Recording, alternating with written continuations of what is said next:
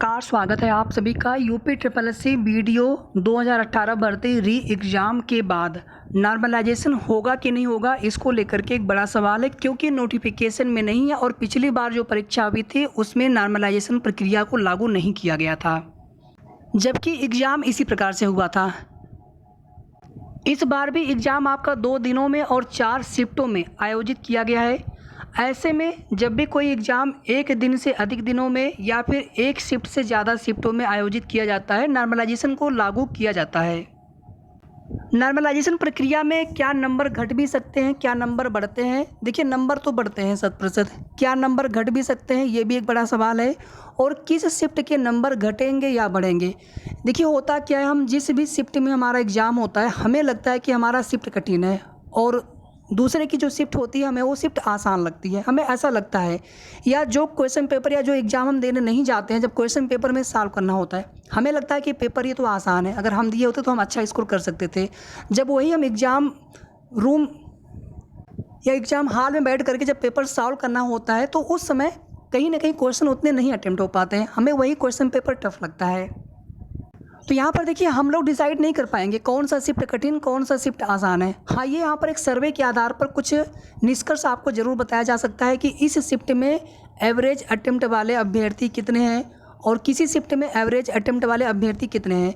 जिस शिफ्ट में ज़्यादा मार्क्स या ज़्यादा क्वेश्चन अटेम्प्ट करने वाले अभ्यर्थी ज़्यादा होंगे तो हम मान सकते हैं कि वो शिफ्ट आसान है, और जिस शिफ्ट में कहीं ना कहीं सबके नंबर थोड़े कम आ रहे होंगे तो कहीं ना कहीं हम लोग कह सकते हैं कि उस शिफ्ट में क्वेश्चन का पेपर का लेवल थोड़ा सा टफ था, यानी कि ये शिफ्ट थोड़ी सी कठिन स्तर की मानी जा सकती है।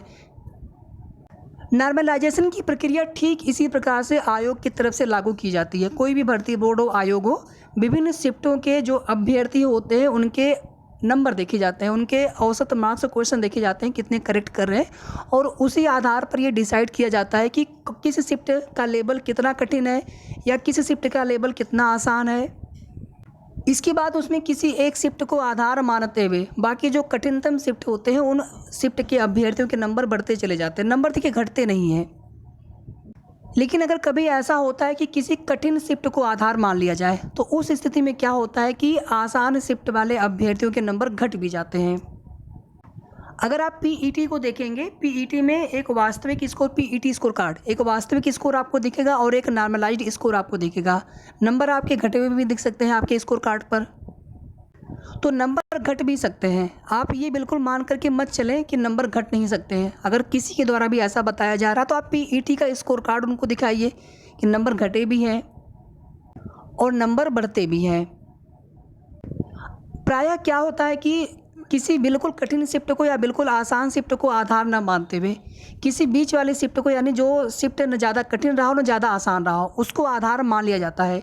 उसके बाद उस शिफ्ट से जो शिफ्ट आसान होती है उन अभ्यर्थियों के नंबर थोड़े कम हो जाते हैं, और जिस शिफ्ट के अभ्यर्थियों के एवरेज मार्क्स कम आ रहे होते हैं, यानी जो शिफ्ट कठिन होती है, तो उस शिफ्ट के अभ्यर्थियों के नंबर थोड़े से बढ़ा दिए जाते हैं ताकि सबका लेवल एक समान हो जाए और ज़्यादा चांस इसी चीज़ के रहेंगे। तो पहले से ये डिसाइड करना बहुत मुश्किल है कि कौन सा शिफ्ट सबसे कठिन है या फिर कौन सा शिफ्ट सबसे आसान है या फिर कौन सा शिफ्ट एवरेज है। टोटल देखिए 300 मार्क्स का पेपर है, तो जहाँ तक हमें लग रहा है कम से कम 8 से 12 नंबर का फ़र्क पड़ सकता है।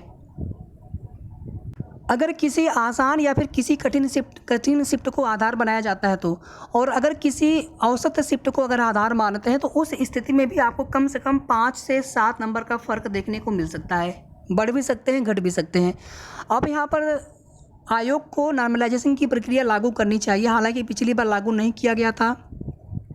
एक लेटर भी जारी हुआ था 22 मई 2019 में, आप पुराना लेटर देखेंगे तो उसमें कई भर्तियों में नॉर्मलाइजेशन की प्रक्रिया के अंतर्गत उनको रखा गया था, लेकिन इस भर्ती को बाहर रखा गया था। इस भर्ती परीक्षा को पिछली बार वाली परीक्षा में भी लागू नहीं किया गया और नोटिफिकेशन में भी नहीं दिया हुआ है, लेकिन अगर आयोग चाहे तो लागू कर सकते हैं और इसकी मांग लगातार जारी है। बाकी देखिए, इस बार चूँकि पिछली बार फर्जीवाड़ा बहुत हुआ था, इस बार फर्जीवाड़ा रोकने के लिए शासन ने पूरी तैयारी कर रखी थी और लगातार कोशिश भी हुई कि कोई भी फर्जीवाड़ा न करने पाए। हालांकि आप देखेंगे कि कुछ शिफ्ट में या एक शिफ्ट में आप देखेंगे इस तरह की शिकायत मिली थी कि पेपर जो है सॉल्व किया गया है, और आप देखेंगे कि बीच में लगातार आप सभी को ये सभी चीज़ें देखने को मिली होंगी कि पेपर दोबारा भी करवाया जा सकता है, क्या फिर से परीक्षा हो सकती है। बाकी आप सभी जानते हैं कि आगे फिर डीबी के समय या फिर आगे किसी भी स्तर पर, बायोमेट्रिक के स्तर पर, किसी भी स्तर पर ज्वाइनिंग के समय भी आप देखेंगे एक अभ्यर्थी, अभी कुछ दिन पहले न्यूज़पेपर में आपने देखा होगा कि एक अभ्यर्थी ज्वाइनिंग करने के लिए नहीं आ रहा, लेकिन वहाँ पे साक्ष्य मिले हैं उनके खिलाफ कार्रवाई की जाएगी। सेलेक्ट हो चुके हैं लेकिन वो फर्जी तरीके से सिलेक्ट हैं। तो इसी तरह से हम लोग भी यहाँ पर ये भरोसा रख कर चलेंगे कि आगे किसी भी स्तर पर कोई भी फर्जीवाड़ा पाया जाएगा उनको बाहर किया जाएगा, ताकि योग्य और मेहनती अभ्यर्थियों का ही सिलेक्शन हो सके।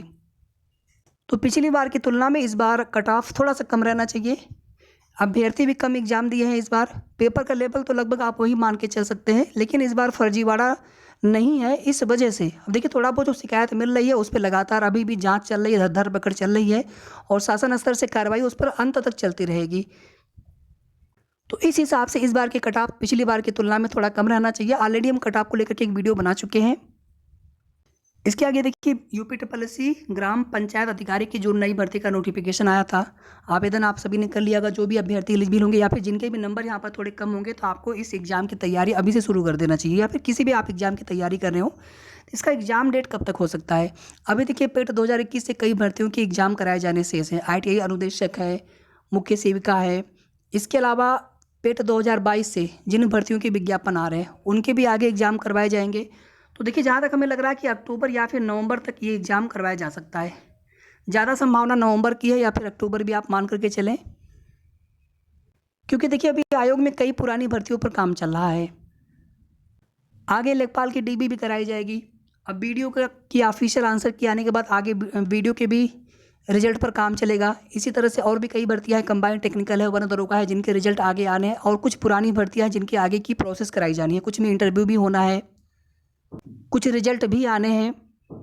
बाकी आप देखिए मेरे हिसाब से आप अक्टूबर ही मान करके चले। बाकी आगे जैसे ही कोई भी जानकारी मिलेगी आप सभी को उसकी अपडेट दे दी जाएगी। और आप में से जितने भी अभ्यर्थी लेखपाल भर्ती से संबंधित हो, हालांकि इसके लिए हम एक सेपरेट वीडियो में जानकारी देंगे अलग से, लेकिन थोड़ा सा आप सभी को बता दें कि लेखपाल भर्ती में DB के लिए डेट आपको इसी महीने देखने को मिल जाएगा। और बहुत ज़्यादा संभावना है कि अगस्त में, किसी भी डेट से अगस्त में DB आपकी लग जाएगी और सितंबर लास्ट से पहले पहले DB आपकी कंप्लीट करा ली जाएगी। हालांकि अभी JEE 2018 भर्ती है, इसका रिजल्ट भी आना है और हो सकता है कि बहुत जल्दी DB की डेट भी आ जाए और इसकी DB लेखपाल से पहले कराया जाना है, लेकिन ज़्यादा समय नहीं लगेगा इस भर्ती में।